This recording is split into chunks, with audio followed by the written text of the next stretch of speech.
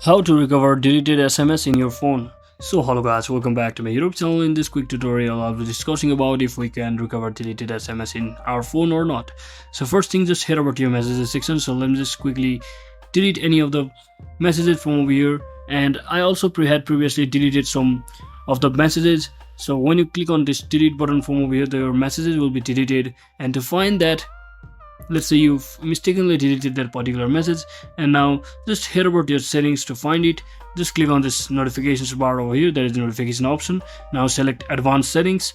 Now simply click on notification history. So this method will only work whenever you have enabled this notification history on, so make sure you do that. And now just scroll all the way down until you see the option that is messages application, and simply drag and drop, and you just like that you should be seeing your messages notifications. And if it's still not showing for you, then that means there's nothing you can do, because it's permanently deleted from the messages application itself, and your notification history can also be recovered. So I hope this video was informational guys. If it was, don't forget to like and subscribe to the channel. See you on the next one.